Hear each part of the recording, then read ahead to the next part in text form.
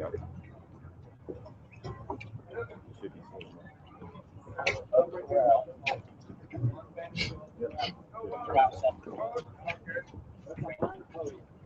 your banners up.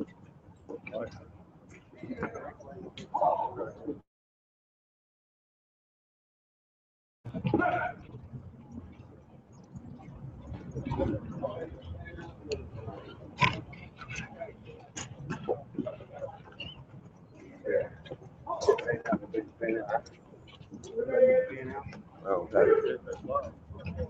Fan out real big. All right, I'll keep it on line for you. Okay.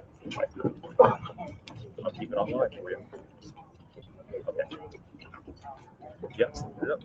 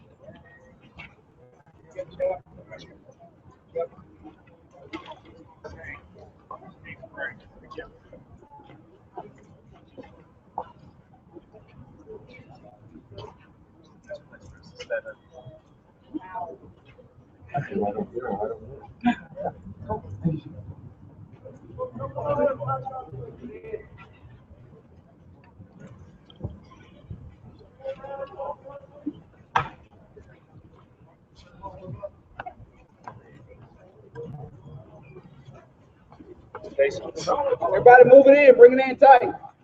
We need a 100-pound Frank, Chaplain Frank.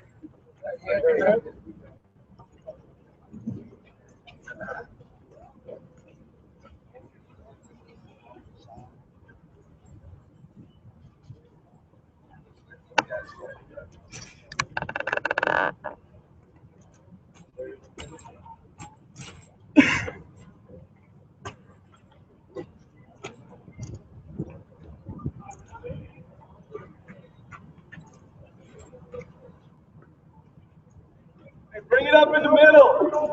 Bring it up in the middle.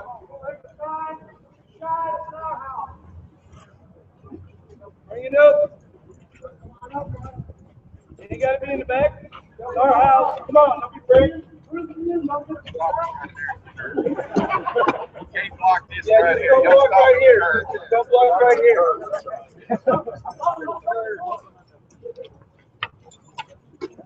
Curb. Come off the curb. Keep them right on the curb. Is that good, Jason? We're live. Okay. Don't let nobody in front of you guys. Get them. We'll get in here close so we can start this off with a prayer and a moment of silence and a prayer.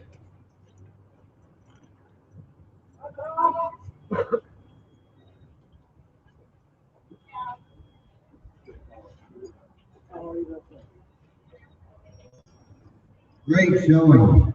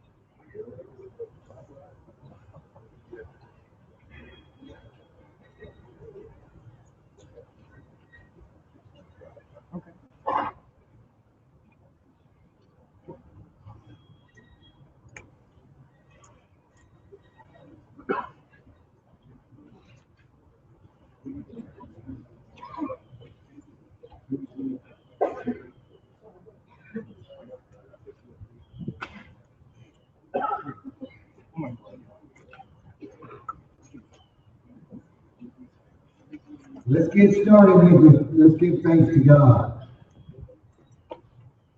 When I ask you all to uncover, we're going to have a moment of silence. I'm going to ask you in this moment of silence to remember those who had accidents, those who you may have lost over the last several months or years. And remember those that serve our country, or those that have served our country. Let's just uncover our heads in just a moment.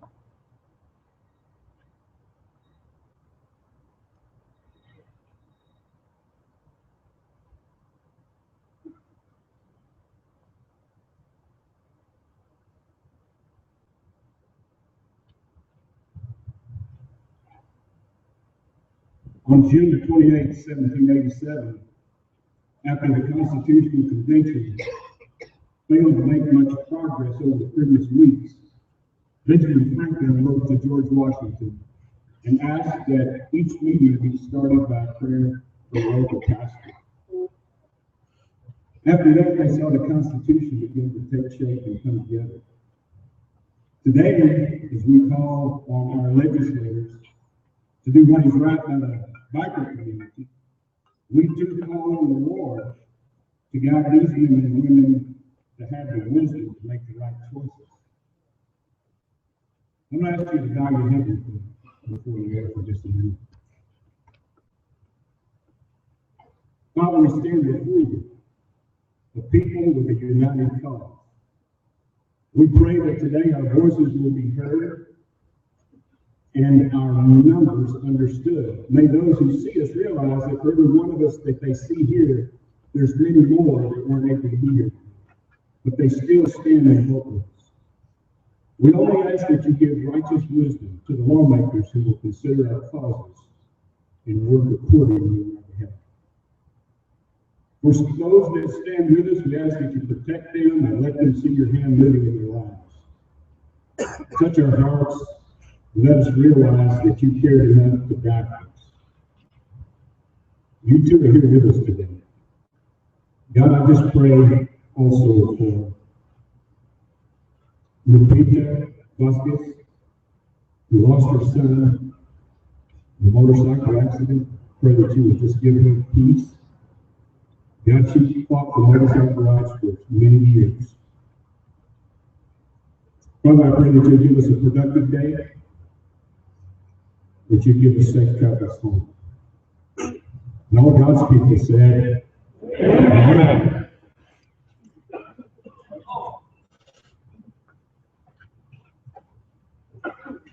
Pledge of allegiance. Unpause.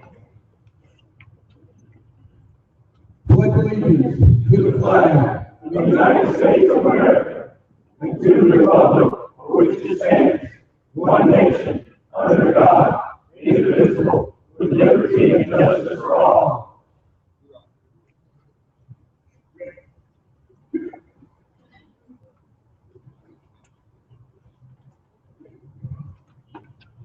We're going to sing the national anthem. Oh Lord, let me God's dirty life, what so proudly we held, at the twilight's last gleaming, whose bright stripes and bright stars through the perilous fight, while the ramparts we watched were so gallantly streaming.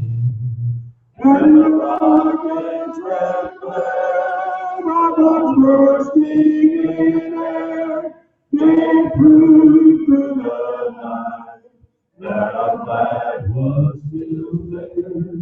Oh, sailors and star-spangled banner yet wave, o'er the land of the free. For the land of the free, for the land of the free, and the home of the brave.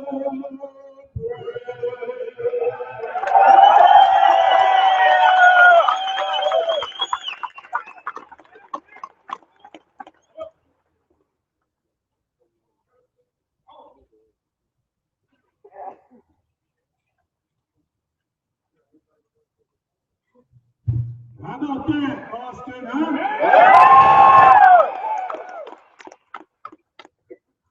Texas, it's a beautiful thing. Many of you guys have traveled many miles to get here to this beautiful capital. This capital is our house too. And we're here to show the respect that we have for this beautiful state. We're also here to let these people know who we voted for, to let them know that our voices are going to be heard. This is our day. This is our opportunity to shine, and we will shine. I thank you all for being here. It's a great honor to stand here amongst you guys, and God bless you all, and God bless our veterans, and the veterans that are here, welcome home, brothers.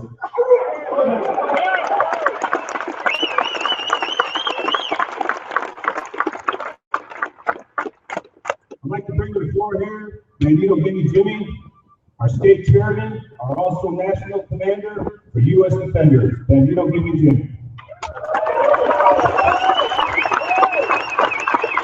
You're looking good, Texas. Every one of you guys are a hero. You stood up and you fought something you believe in. You're here to represent your area. You represent your friends. You represent your family. You're creating a future for your grandkids, your kids. By getting off your butt and getting down here and letting them know what we want, we're actually going to make history. This is the first year I've been doing this now, probably 20 years. I've been leading y'all for 15 years. This is the first year I can come in here and say we're winning. We got everything our way. It's all thanks to y'all. We've got a good little platform here where I'm going to let Paul introduce you to the people that are here. After all these years leading you, I can't tell you a day I've been more proud of all of you. Thank you.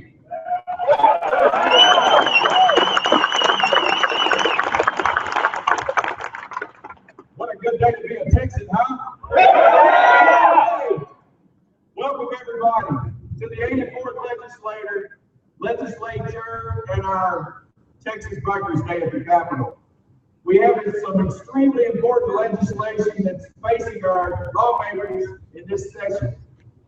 I'm going to recap some of them, but the first speaker I'm going to introduce is our state representative, Bill Zedler, who is championing our red light bill, who's here. The Sons of Liberty brought him down. He's an advocate for motorcycles' rights, road safety, and education. State Representative Bill Zedler. Give it up for him.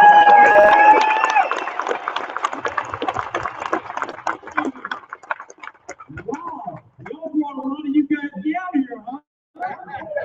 Yeah, there you go. You know, when I think of bikers, I kind of, what are some of the mottos I come up with, how about that good old Texas one, come and take it, right? Or how about, give me liberty and give me death. Live free or die. And the other one is, that famous one made by Todd Gamer and Flight 93. Let's roll. God bless you for being here. One of the things that I appreciate about you guys is that y'all kind of have that mentality, that philosophy, that in essence, when you look at Texas, that's what has made us the most prosperous state in the union.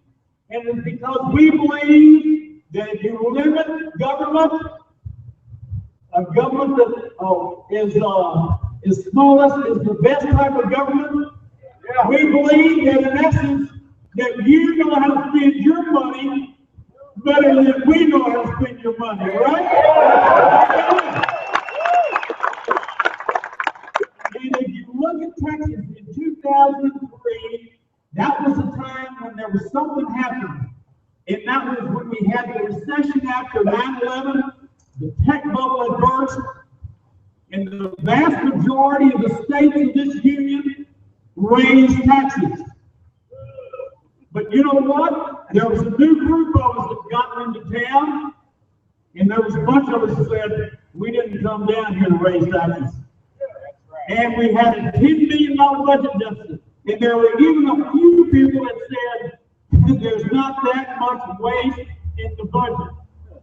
Right. Yeah. You know, have you ever seen a government budget that didn't have one huge amount of wire in it, right? And so what happened was in the joint session of the House and the Senate, Rick Perry stood up and he said, I don't care whether it's a $5 billion deficit or a $10 billion deficit. We don't have a revenue problem. What we have is the spending problem. We're not raising taxes. We keep rolling out of the recession, and in essence, we've created more jobs than all the other states put together. And the end result is that we have led the way to say this is a way to create prosperity. The way to create prosperity is for you to keep more of your money and then to allow the free market to work. Big government doesn't create jobs. People like you create jobs. And in essence, what we got to do is allow and permeate that mentality. In fact, let me ask you this. How many of y'all have ever seen Ronald Reagan's speech, A Time for Choosing? If you haven't seen that speech, I encourage you to go and look at it. You can go to YouTube, you can go to billzedler.org, and in essence, it's about a 29-minute speech. And despite the fact that he made that speech in 1964, the philosophies and principles that he talked about then are absolutely applicable for today. And in essence, what I see is you people epitomize the philosophies that came out of the Reagan Revolution. And so I thank you for coming down here. What you need to do is make sure that when we're talking about these two pieces of legislation, go by and talk to your state representative and your state senator and ask them to support those two pieces of legislation. Now, no matter how their response is, always be polite, always be courteous, but you know what? You don't ever get the order unless you go and ask. So I encourage you to go down there, talk to your state representatives, state senators, and encourage them to pass these two, or to sign on as co-authors of these two pieces of legislation. Because they simply make common sense. And I know a lot of times, you see a lot of stuff going on down here that doesn't make sense. And so what we want you to do is understand these two pieces of legislation do make common sense. Thank you for being here. God bless you. God bless Texas. And God bless the United States of America. Thank you.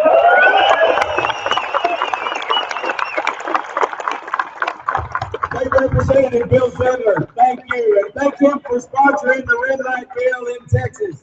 Thank you. He's talking about common sense. Let me talk about common sense. Vision without execution is still a hallucination. All right? What we're doing here today is bringing common sense with a practical application. You are grassroots. You are boots on the ground in Texas. And this is how we get our message to our legislators, and they understand that we mean business, and there's no backup in what we do. We'd like to thank Senator Kirk Watson for being a visionary and helping us recover our motorcycle safety fund. The United States Defenders, the Texas Defenders Legislative Strike Force, Texas ABATE, Texas Department of Public Safety, and the Texas Department of Transportation have all come together to recover these funds. That is your money. That is your money. It needs to be used for safety, education, and motorist awareness in this state. So please contact them. Thank them for the ones that are participating, and ask the ones that are not, why not? We need everybody on board. This is the most significant bill we have in front of us today, and we need it. Thank you, Senator Watson. I tried to get him down here today, but he didn't want to. I don't know why. He loves you guys. The last bill that we're talking about today is a lane splitter bill. Go see Representative Munoz and Senator Watson. Tell them thank you for the lane splitting bill. It makes sense. A few states have done it in a scary fashion, like state over there on the left coast. What we want to do is a responsible way to ease traffic congestion. Anybody experience a little bit of a traffic congestion around here yesterday and today? I know Double D, he's not used to it in Washington. It was not a fun ride. What we can do is safely bypass the traffic at 5 miles over the speed limit, okay? Doesn't mean you zip down there 80 miles an hour and wait for Bubba and the dually to pull out and smear you. We don't want that.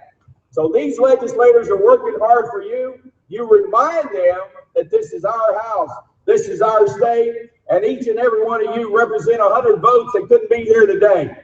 We will get you elected, or we will get you unelected. Amen. We have it good in Texas. Profiling, since our Fusion Center privacy policy bill, anybody remember that? Our statement a few years ago? We have it pretty good in here. Our community at large, we look out for our brothers and our sisters. We try to police ourselves. We try to take care of each other. So we do have an occasional incident every now and again. But let me tell you what, I'm proud to have a man that stood fast in the state of Washington, who's on our national board with the U.S. Defenders as our legislative liaison. He was successful in organizing and galvanizing the motorcyclists in Washington State to pass the anti-profiling legislation in Washington. It's a very significant piece of legislation. Our own, from Washington State, from the Outsiders MC, Double D. Welcome him, y'all.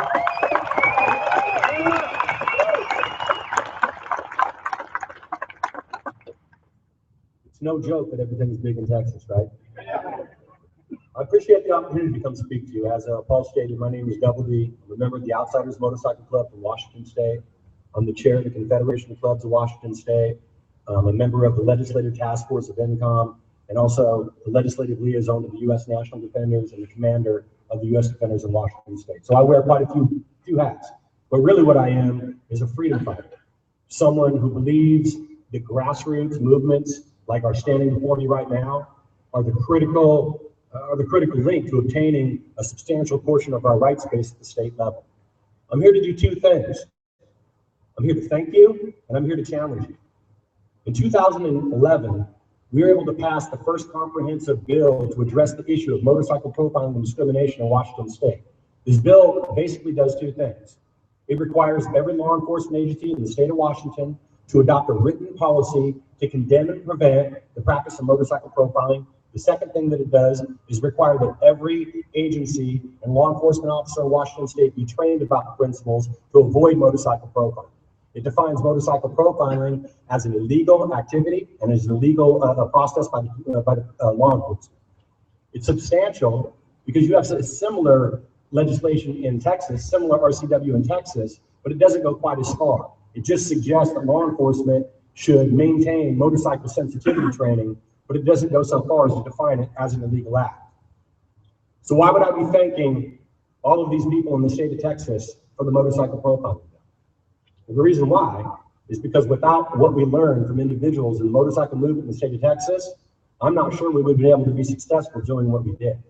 Since 1990, although we had a confederation of clubs, and we had a BAPE, and we had strong elements of the motorcycle rights movement, they were relatively segmented and not unified. So we weren't able to pass any meaningful motorcycle rights legislation for 20 years, from 1990 all the way until 2011.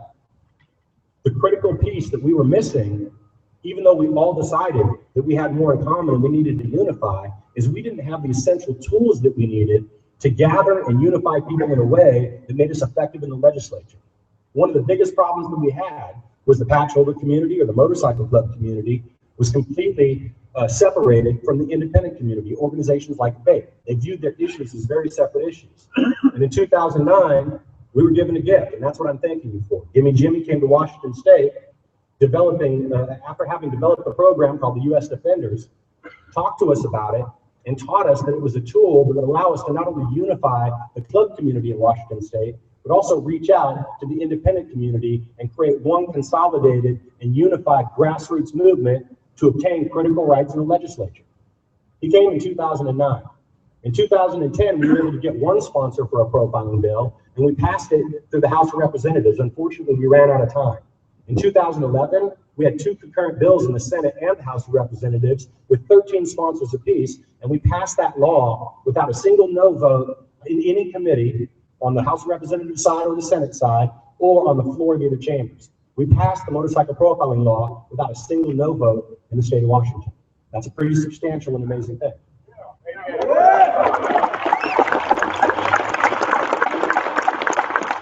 And the reason we were able to do it is because the U.S. Defender program provided a tool that we were lacking. It allowed us to use the communication systems and the technology that are available now that every successful grassroots movement in America has used. Communication through the email and social networking, and it sounds rather simple, but it's what allows us to gather like this and all be here at the same time and on the same page. It's becoming a model for the rest of the country. There are 4 or 5 states that are pursuing motorcycle profiling legislation currently. There's a bill sponsored in Minnesota. There's a bill drafted in California. It's an amazing thing because every state that makes protects motorcyclists as a class and stands up to law enforcement discrimination against motorcyclists takes us closer to a place where we enjoy freedom. Since we adopted the motorcycle profiling law in 2011, motorcycle profiling incidents in our state have been reduced by over 90%. The ones that still do occur, as long as people object to it, are being dismissed outright. And now we're able to challenge these in not only state court, but also federal court under Section 1983, making a federal civil rights claim. We're in the middle of one of those trials right now. It's amazing that it has been so successful, and now it's entered the judiciary and it's beginning to maintain teeth, and this movement is spreading across America.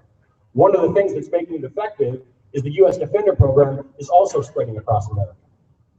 So that's the thank you. You brought the best tool that you could have given us, and because of it, we are freer than we have ever been in Washington State. But here comes the challenge. The challenge is the tool comes from Texas. The U.S. Defender program was born here. Look at this crowd. This is amazing. Very few states would be capable of amassing this amount of people into a grassroots effort to come to the Capitol to speak about their rights base. To give you a comparison, and I'm very proud of Washington State, but to give you a comparison, the most people we've ever had on our legislative day is 300. We had 130 bikes in our pack just 2 days ago, and I think we had 200 people at the Capitol, which is a substantial showing for us in Washington State. But what you have here is amazing. So the challenge is this. You have the tools, you're unified, you have pretty much gotten down the line everything that you've asked for the last few years. I think, and the challenge is, it's time to strengthen the motorcycle profiling statute in Texas and give it some teeth. Let's explicitly amend this bill, or this RCW, this code, or revised code of Texas. Let's amend this to make motorcycle profiling an illegal act, define the act of profiling, and strengthen the bill to the point that it's been strengthened in Washington. Not only will it help you eliminate the profiling you're experiencing here in your own state, but maybe more importantly, is it sets another precedent in another state that gets the ball rolling across this country. We can obtain our rights at the state level much easier than we can at the federal level. And the reason why is because our legislators are more accessible at the state level, and it's an amazing thing. If the state of Texas were able to do it, it would be so powerful that maybe we would start seeing the domino effect occur, and this can happen everywhere. You know, one of the things that we often hear about when our community is described, and I'm speaking to motorcycle clubs now, is a statement that was made by the American Motorcycle Association over 50 years ago in a different time and a different place that's no longer applicable. I think the statement about how 1%ers or certain types of motorcyclists are outside the norm of Americans, normal mainstream America, has outlived its usefulness. It's no longer applicable. Look around. We have people from every walk of life in motorcycle clubs and in this community. And so I think it's fairly amazing that along with me from Washington State, we have an individual who came all the way from Washington, D.C., and happens to work for the American Motorcycle Association. And I think the fact that he is here and supporting this movement is living proof that this separation in our community between AMA, the MRF, and all motorcycle rights organizations is something that's being imposed on us by other people, not by the activists involved in these organizations. So with a great deal of respect and a great deal of appreciation, I'd like to introduce Sean Hudson from the American Motorcycle Association to speak to you about what they would like to do and how they would like to bridge this gap between our community and them. You know what? I've been shown nothing but courtesy in Texas. It's an amazing place to be. And I really appreciate y'all welcoming me with open arms. Thank you.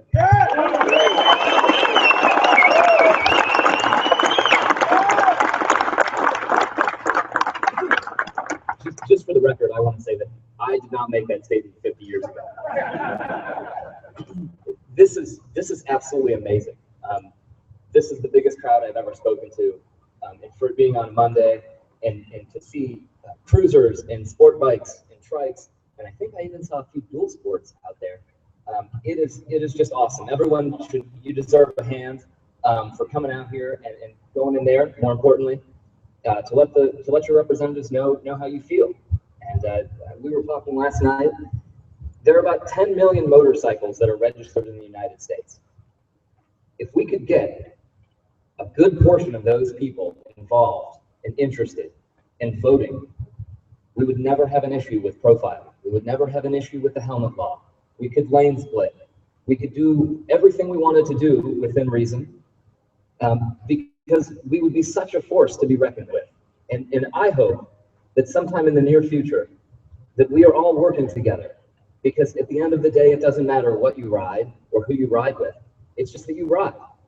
That's what we all love. That's the one thing that unites the people on the cruisers and the people on the sport bikes and the people on the dual sports. You might ride a different type of ride, but you're still riding, and that's the important thing.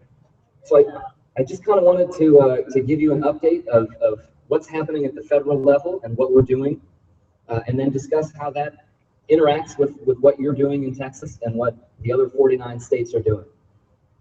So one of the biggest issues that everyone has been hearing about lately has been ethanol and gasoline going up to E15. Now that's not such a big deal in Texas because you guys are the cradle of the oil boom, but it is a big deal in the Midwest where they're growing a lot of corn, and motorcyclists like to ride. I don't want to stay in Washington, D.C. I want to travel across the country, and that's going to take me through the Midwest. There are currently 78 gas stations that are selling E15. It hasn't been tested on motorcyclists. It's illegal to put in your bike. It's illegal to put in any vehicle that's older than 2001. And the American Motorcyclist Association and clubs all across the country want to cap the level of ethanol at 10% so that it's safe to put in your bike, in your bike, in your weed eater, in your boat, whatever small engine you're running. Paul talked about lane splitting. This is going to be huge. We've got a bill in California that will codify lane splitting. We've got bills in several other states, most of them western states. But as soon as we pass this bill in Texas, lane splitting is going to be legal in 2 of the 3 biggest states for motorcyclists. And it is going to go nowhere but march east. And hopefully, sooner rather than later, it's going to be legal in all 50 states. And that's a big deal because when you're riding up to New York and you have to go through the city, it'll be very, very nice to skip that traffic. Something that we can all get behind is motorcycle-only checkpoints, eliminating motorcycle-only checkpoints. They're ridiculous, they're discriminatory, and they're a waste of money. That money is earmarked for motorcycle safety, and it could be spent on way more productive uses. And the AMA, along with the MRF and a bunch of different clubs, we're working to end that. We've got a bill introduced in the Senate, in the U.S. Senate right now. It's a bipartisan bill. It was reintroduced from last Congress. We're going to get a bill introduced in the U.S. House of Representatives. It had 53 co-sponsors, bipartisan co-sponsors from big cities, small, rural areas, big states, small states.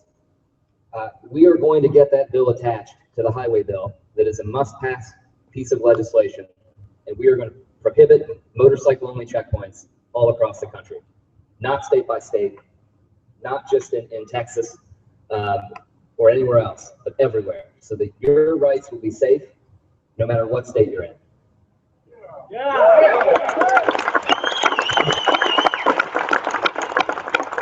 I definitely don't want to take too much of your time because what I have to say is far less important than what you guys are going to say in there. I do just want to touch on one thing real quick. The National Highway Traffic Safety Administration just put out a report titled Effective Strategies for Motorcycle Stops. It's ridiculous, it's inflammatory, and it goes to show you why we have to be so involved, because we have to continue to educate people. Some of the recommendations in the report were, when you pull someone over, you should have them get off the bike on the right side. Anyone who's taken a motorcycle safety class knows that's not what you do. The report states that if a motorcycler or a motorcyclist is scanning the road before you pull them over, it's very likely they're going to run. You can tell that this was not written by a motorcyclist or anyone who talked to a motorcyclist. And that, some of that is our fault. We need to be in there educating these people, and maybe just passing out the MSF curriculum so that they understand what we're doing. Certainly not all motorcyclists are going to run, just like not every car is going to stop when they try to get pulled over. Again, it's profiling and it's discrimination if you assume anything else. With that, I do want to thank you guys so much for having me. It's an incredible pleasure to be down here. I look forward to working with a diverse range of groups as we work to protect what all of us love to do, and that's ride motorcycles. Thank you guys so much.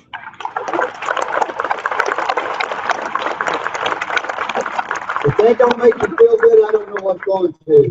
AMA telling us that the stuff they're bringing ain't nothing but poo-poo. And they're on top of it for us. That's something we've wanted for years and years. Thank you, Sean. I want to thank everybody that spoke. I want to let you know your door's open. Come in your house.